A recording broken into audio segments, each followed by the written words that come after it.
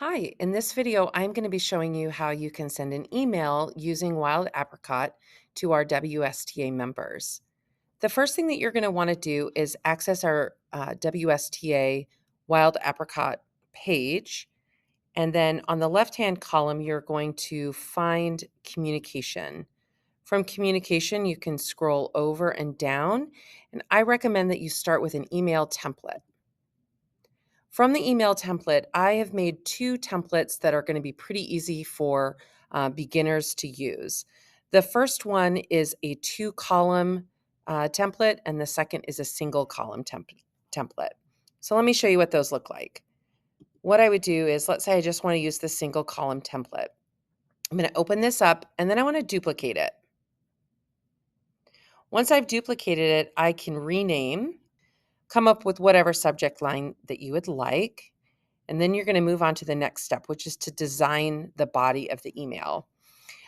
So at the top, you have this WSTA logo. You can change this, but I'll wait and do some more videos in the future if you want to get fancy with using all of these tools that Wild Apricot provides.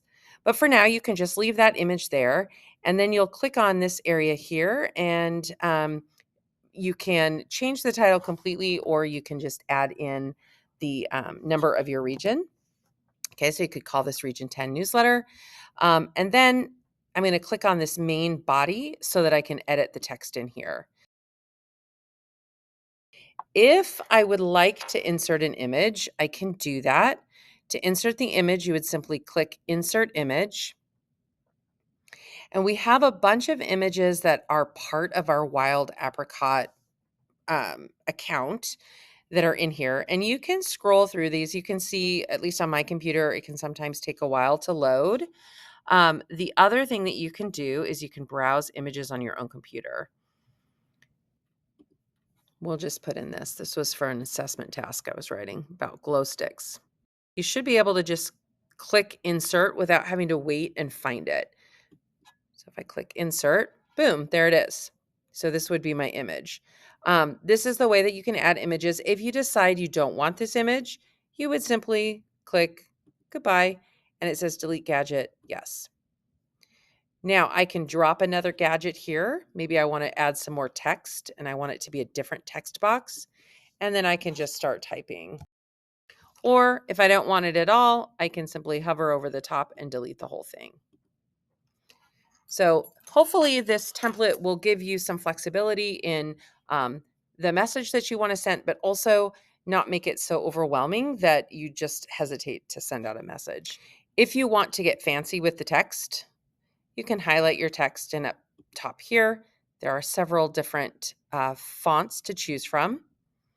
Not nearly as many fonts as you would have on a Google Doc, but there are quite a few. You can also change the size of your font. Okay, so maybe I want it to be really big. So once you've got your message all sent, written in here, the next thing you would do is hit preview.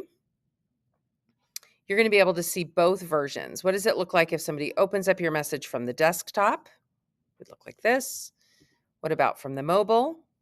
It would look like this. You just kind of want to make sure that it looks the way that you intend it. Then I can hit save. Now I have this regional communication region 10 template that's ready to go. I can send this email when I'm ready. So to do that, I'm going to click send email. It wants me to go back through this again, which is kind of frustrating, but I could go back into the preview, just double, triple check. Then I'm going to go into recipients. So let's go to this contact list. Yes. So you want to go to the contact list. And from the contact list, you can just look around and find your region. So here is the region 10 contact list. There's a couple of them. I don't know why. I don't know how to change it and update it, but I just go with the one that's closest to the top. I would hit add selection. And then here is my subject line. Again, I can change that if I want. I'm going to put in the email address that I want people to reply to. So right now, this is my school email address. So I could change it to whatever I would like. And then we can enable the link and open email tracking. Then I would go into review and send, and I can see that there are 175 recipients. And these are the people who are listed in the Region 10.